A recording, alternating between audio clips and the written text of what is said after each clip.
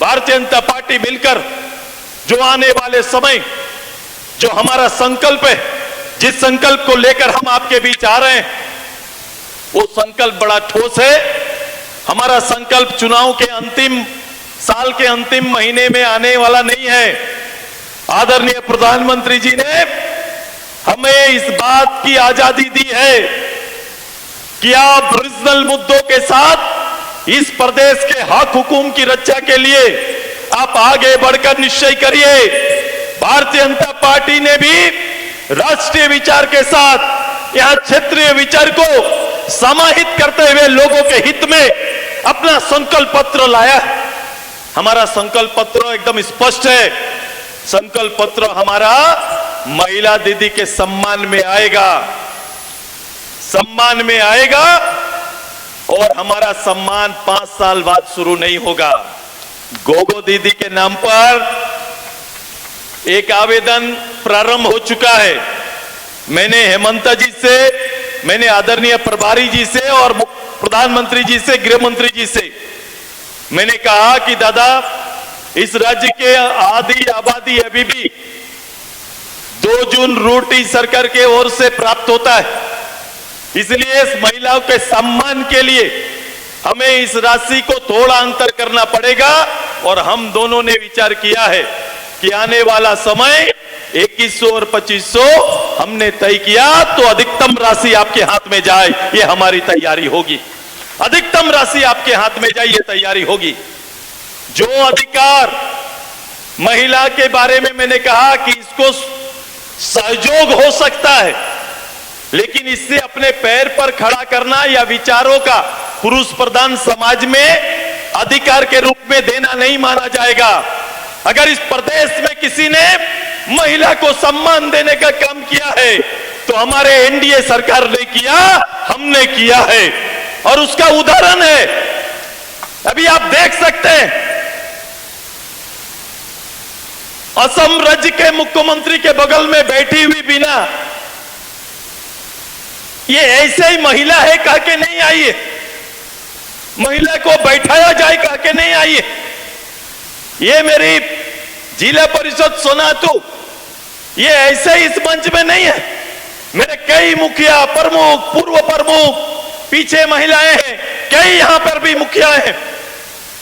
ये सबसे पहली बार ये संभव तब हुआ जब पुरुष प्रधान समाज में हमने सीमाओं को लांघते हुए 33% से आगे जाकर राज्य में महिलाओं को 50% रिजर्वेशन देने का काम किया, तो ये सम्मान मिला।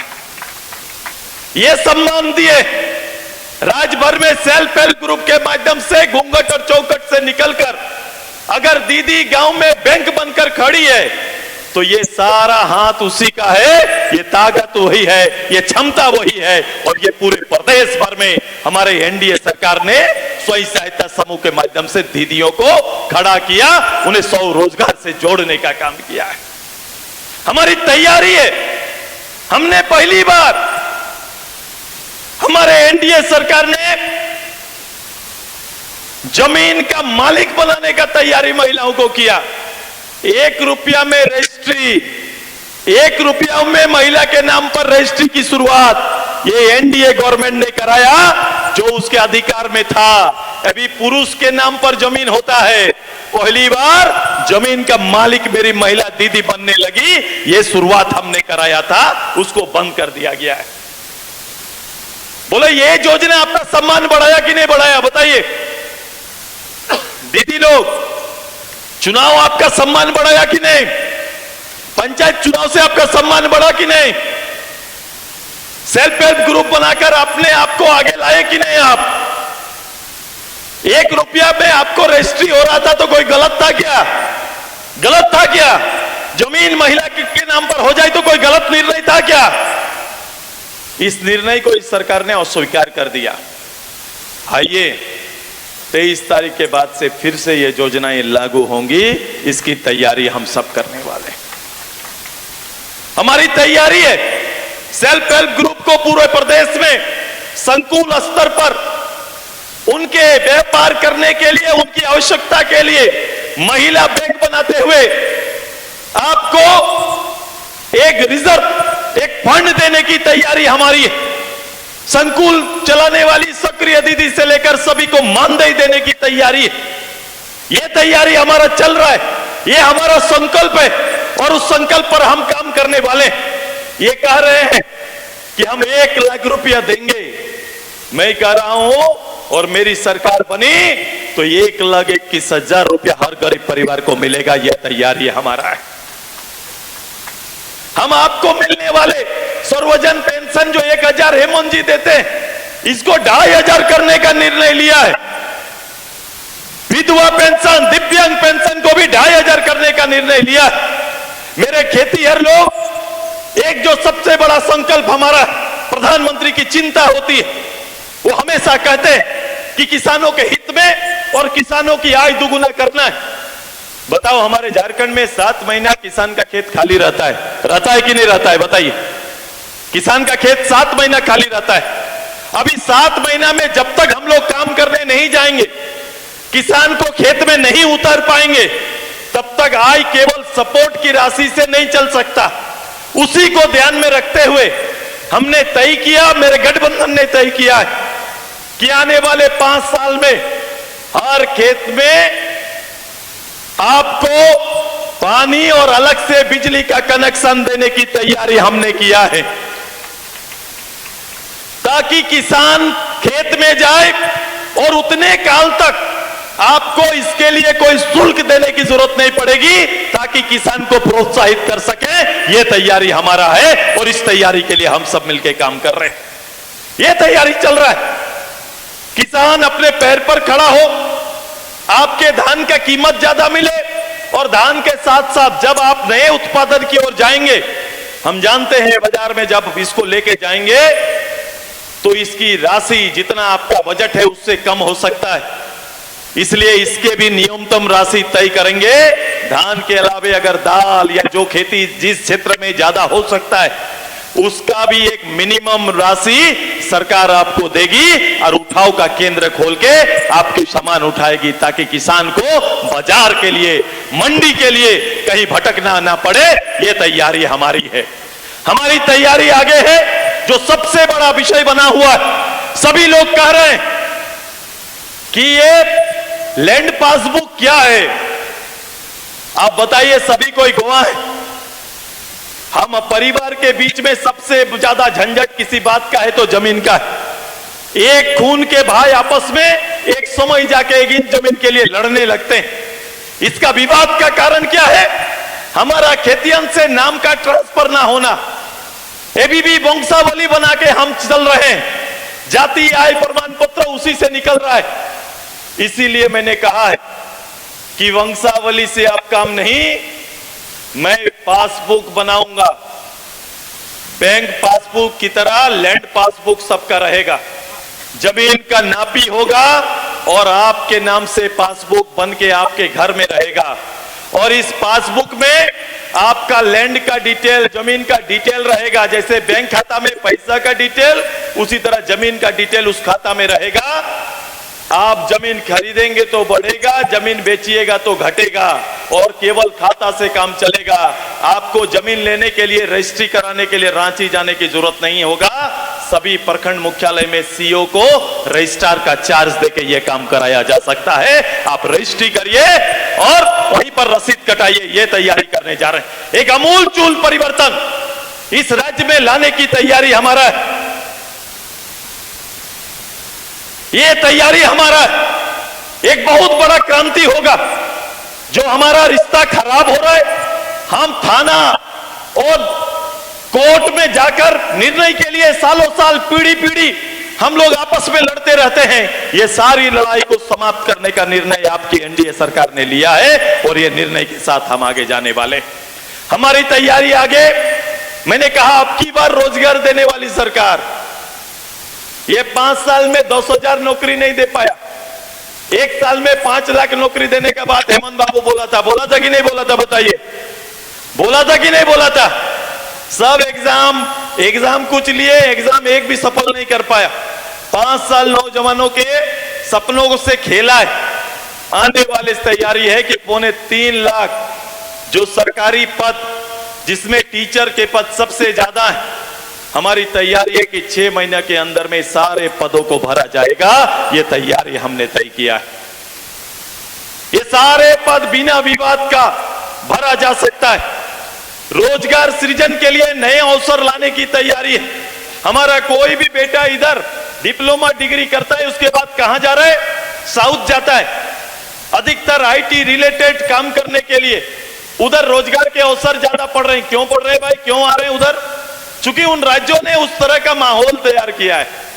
इस राज्य में कभी भी नौकरी पाने के लिए और देने के लिए और नौकरी देने वाले एजेंसी के लिए कोई माहौल तैयार नहीं कराया।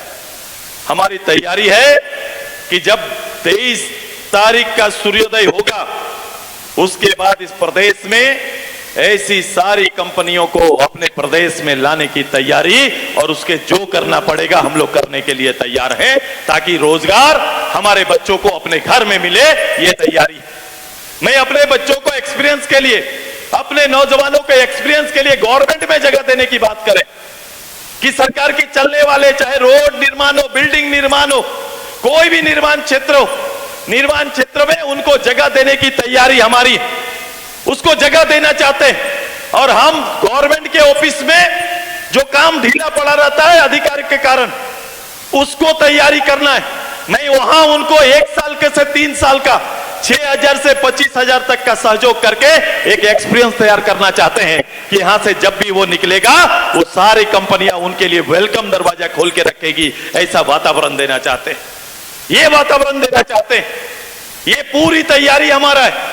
रोजगार के लिए महीना में उनका मूल्यांकन होगा कि कितने लोग सर्टिफिकेट आए, कितने लोगों को कहां नौकरी लगा।